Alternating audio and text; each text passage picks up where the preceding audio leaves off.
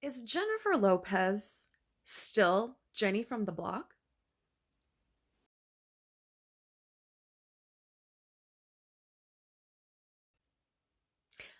Hi, everybody. Welcome back to my channel. Thank you so much for clicking on this video today. If this is your first time here, welcome. Please think about sticking around, liking, commenting, and subscribing. For everybody else, thank you so much for being part of this family. It really does mean a lot to me. And don't forget, everybody, to comment, like, share, and subscribe because this is a free and easy way that you can help your girl out, but you can also help out lots of other people by doing this as well. Think about your local businesses, your pals that are hustling, and all of us YouTubers out here.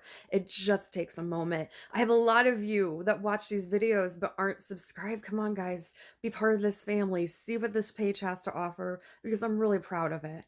All right, so today I'm going to talk to you about maybe something kind of fun. So I have been doing tarot card readings for several years now, and I have over, I would say, at least 3,000 or more readings under my belt. I do work on the telephone, I do work on apps, I do in person readings, and of course, I have my own website where I do readings at. Now, I just wanted to kind of explain to you some of the things that I have learned on my end. I know a lot of people want to know what to expect when they go to a psychic, and I will link that up in a card here, and it will give you some examples of things to expect when you sit down with a psychic. But this is from a psychic perspective while I'm sitting down to read for you guys and how that is like. So I hope you guys enjoy this. It's a little different. A little bit of background and things that I can do. I am a tarot card reader, but I am not a traditional tarot card reader. I don't use the meanings of the decks. I primarily use the ones based on Rider Waite and Smith, and while there are some universal meanings to these cards, I use them depending on the situation and read based off of that, not what the books kind of say what the cards represent.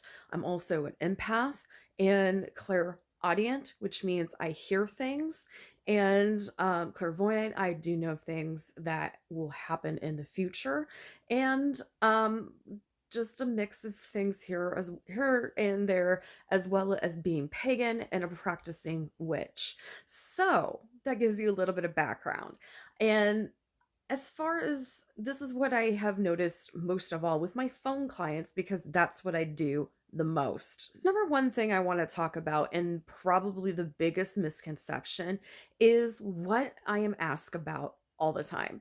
And people automatically think it's love and relationships. And that is probably the third thing that people ask for. The number one thing that people call for is career. It is all about career. It is anywhere from starting off their career to going into retirement to finding a new job, if they should apply for other jobs, if there's, stuff going on at their job that they need to be concerned about. This is the most conversations that I have with anybody. The topic, I mean, is about careers. And it I can't say it's gotten steadily more. It's been pretty similar since the whole pandemic, but I think people would find it very interesting that the number one thing I speak about to people is jobs and careers. I would say the number two thing that I talk about is home. And that is mostly with people specifically with their house or their apartment or whatever. They're either trying to buy or sell or do something different, or somebody believes that something has been done to their home, and or they wonder if they brought something into their home, or there's construction, or there's changes, or roommates come. It's ever involving with the home.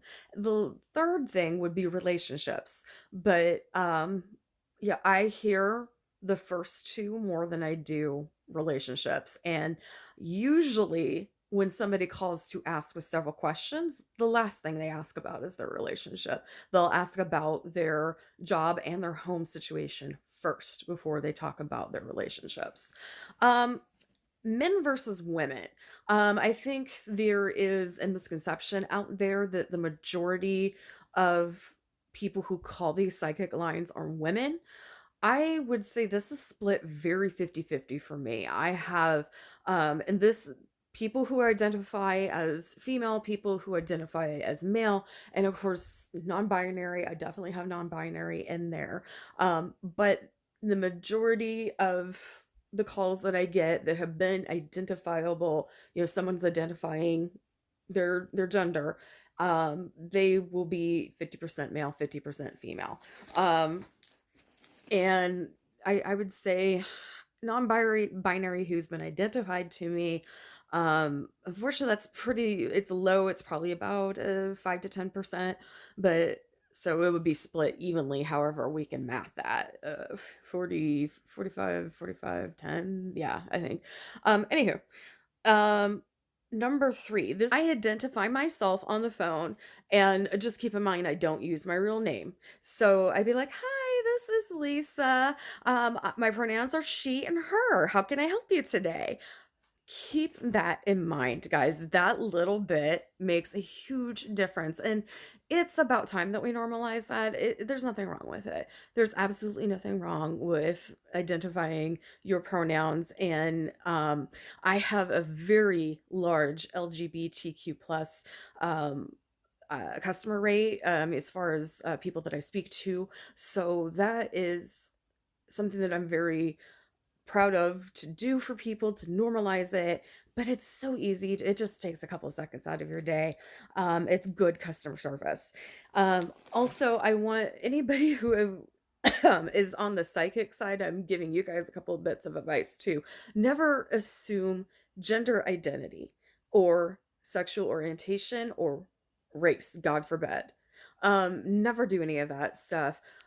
Just listen to what they're telling you.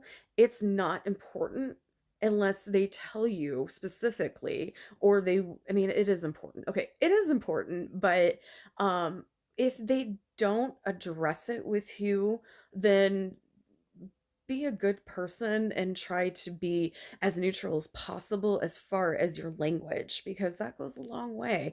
And you want people on the other side of the phone feeling confident and safe and feel like this is somebody who I can speak to.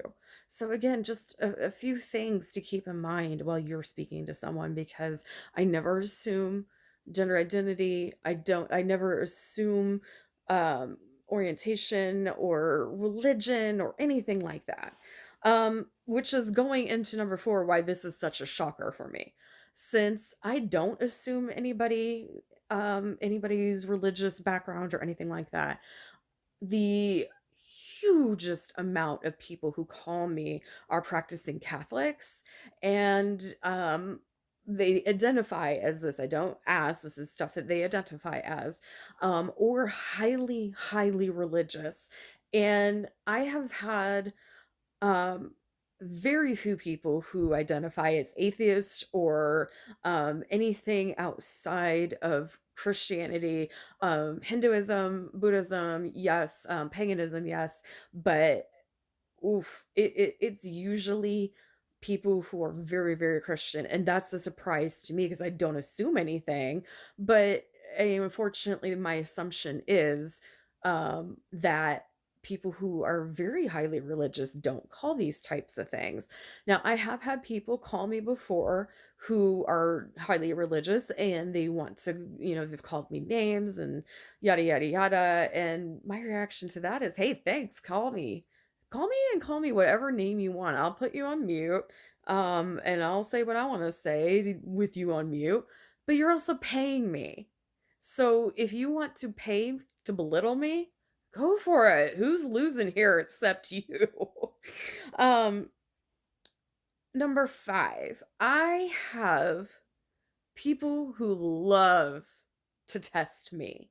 Now this is, people who are psychic in general, I believe a lot of us will get this happening, that people test you. They either make up um, a a completely unfactual event that happened and try to make you see that it wasn't real, or they particularly change a person, or add somebody, or they just really want to know how good you are, and by saying as little words as possible. And I'm like, you still can't. You go into your hairdresser with the idea of what you want, right? So if you go in there and just say, hey, do whatever you want, that leaves the door open for anything. And the thing is, you have to be open to that. You have to be open to anything, or you're going to have either spiked hair or you're going to be bald. If you go in and tell your hairdresser, hey, I want my hair in a pixie cut and I want it purple. Okay, you have a pretty good idea of what you're going to look like when you walk out. However, you won't know for sure until you were in that moment. So I I I think some people feel like if they give too much information, that's all I'm going to read. So they give you very little words. Words like up, down, cat, airplane. Like, I'm not a dog here, people. Don't know. You you don't have to test me. If you want to, go ahead. Again, it's your dime. I have nothing to prove to anybody. I know I'm good. I know what I do. This is something that I am confident in my life, and you don't have to test me because it doesn't matter to me at all. It doesn't matter if, you know, I want to be right, of course, and I want to bring you good customer service, which is what I always do.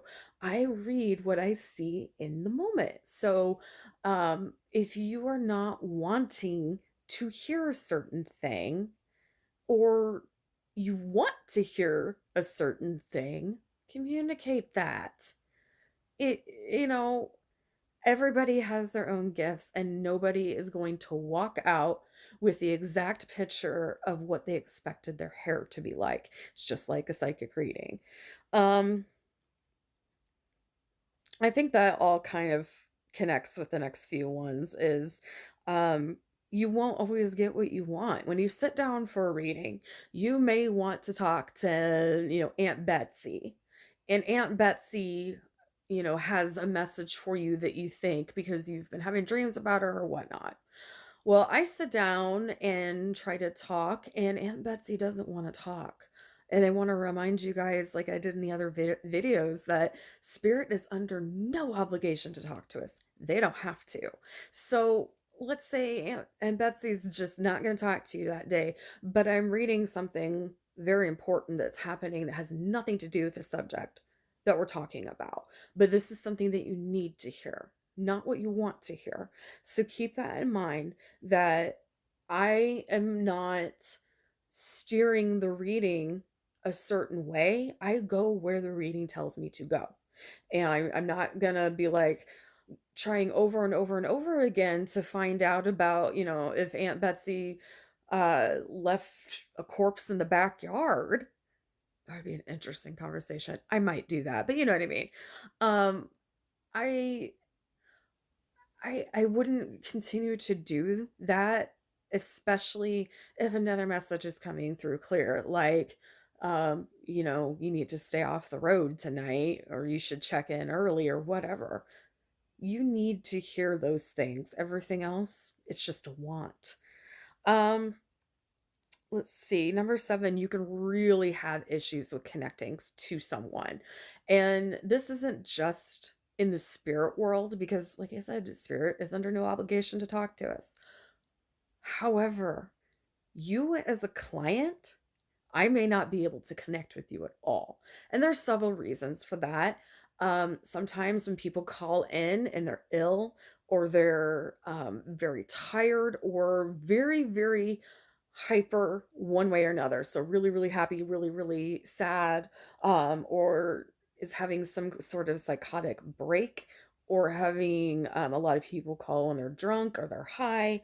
Um, those are some of the reasons why I can't connect with you, because there are times that I can, but I'll tell you, being altered with mind, substance, drugs, alcohol, whatever, that will definitely have um a place in your reading, so it won't probably be accurate. Y I'll tell you what I see, but it's definitely nothing that I really connect with you on a deep level. It's more like I would connect with your hallucination or your current view of the world. Um, but there are so many people that block themselves. They shut themselves down as soon as they get on the phone with you. They start talking and you're like, "Hi, hello," and they can just feel it. They're and they don't want you to actually talk to them. I don't know why I have so many people who do this, but they call in and they don't actually want to speak. Or they call in and I just I don't click with them for whatever reason, and usually it's one of the reasons I mentioned before.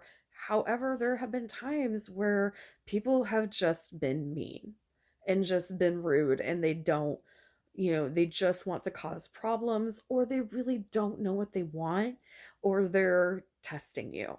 So if I don't connect with you, there's a reason for it. It's very rare that I just don't. There's a reason for it. But if your reader cannot connect with you, it's going to affect the reading. And that is something, when it happens, I say one of two things. I'm like, we can disconnect because we're not having a connection, or we can try again at another date and time. Because, like I said, maybe somebody's just not feeling well or really sleepy and they just aren't connecting. Um, let's see. Number 8, I kinda went over this already, but, if you come in for a general read, then make sure you're open to that general read. Be, um, not expecting something to pop up in that general reading that you want to hear. If you have any questions at all, ask them, or at least get into the subject. Tell me that, I want a general reading about school, or I want a general reading about, the next 6 months. How's my Christmas gonna be? Things like that. But if you are asking me for a general read and I start telling you about something that's gonna happen like 2 years down the line, be open to it, or don't ask for a general reading. Let's see. Number 9, I will be wrong. That's right, people.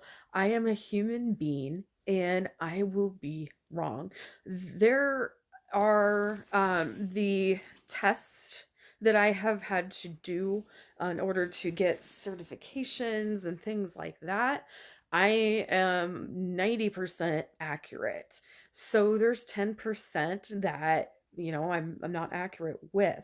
Now, this has been since the last time I've had a certification, so it's been about a year. I think I could probably get higher now because I've been doing this for so long. But when it started, it was about a 90% accuracy. But that 10% of the time, I'm wrong, and I own up to it. I've had people call me and tell me, "Hey, this wasn't even nearer, and this was around the time and date that you said was going to happen, and it didn't." Okay, I'm sorry. I will own that, and if that happens, I will deal with it as far as apologizing, seeing if they would give me another shot with another reading, or if they want some sort of credit or whatever. Again, you got to be minded about this and realize that yes, you're going to be wrong, but I'm going to be the first person to admit that I'm wrong. If you're telling me that I'm wrong and you're telling me why, I will own it. I will definitely own it. And number 10, I will be right. More often than not, that during my readings, I am right. Again, I have told you I've been certified, so I have a 90% accuracy of being right. I have had a huge customer retention, and I have um, a huge score from people who have called back and recommended me or and told me specific things that they have um, experience that I predicted for them. So, yeah, I am right and I am wrong. Um, Kind of the last thing that I will leave you with, maybe it's like a bonus because I feel like I'm rambling a little bit and I'm sorry. Um, I did not speak about people's death. And unfortunately, there are times when people call and I can feel that there is a vibe. It's hard to deal with. I'm sorry. A vibe that's this like a death vibe. Now, that doesn't mean that it's going to happen in the next few days. It could happen in a few years, but I may be feeling people's death, 10 years before it happens or 7 minutes before it happens. And unfortunately, that is something I've been able to do all my life. I knew down to the minute when my dad was going to die. I knew pretty close to when my mom was going to die. I've had friends that I've known were going to die, people in my life, and I don't like this at all. But it's something that I have, and it's something that is a gift that I need to learn how to use. And obviously, I keep getting shown these things for a reason. So I need to challenge my thoughts and figure out why. But if you ever flat out ask me about your death, I'm not going to tell you. Part of the reason why is because you have a soul contract and you may be on an exit point, but you may not take it. So people have several exit points that they came into this life with. It's 5 or 10. I don't remember. 10 is sticking out to me, but I think that's too much. But you have exit points that are predestined for you. And when these exit points happen, you can choose to stay or you can choose to go. And there are people who know what number they're on. But this may be an exploit for them, but it might not. This is something that is not between me and their guides or anything else. That's between them and their creator. And that is, their soul path and things like that.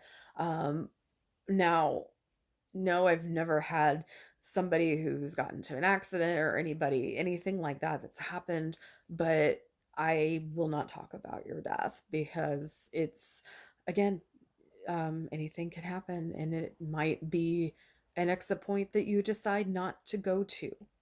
I just, I can't, that is a lot to ask somebody. So anyway, I know I rambled a lot today, I'm sorry. But those are kind of the things that I've learned from being a psychic and kind of the things that might be surprising to you or things that you need to know from a psychic view. Before I go, I want to say a quick shout out to Melissa Blue Delish for doing this lovely necklace. It's a tiger's eye with, I think, 10 in it. And then I've been holding my beautiful adventuring agate. It's an agate, but there is adventuring in it. And this is an example of an item that I sell on my shop on Facebook called Dreamsicles and Moonfire. And if you guys want to book a reading with me and see how I do, and we can talk about some of this stuff, go to www.lisatebrinke.com. All right, everybody, I hope you have a great day or night wherever you are in this world. Remember that every single day is a gift. Use your time wisely, and I'll see you on the next one. Bye for now.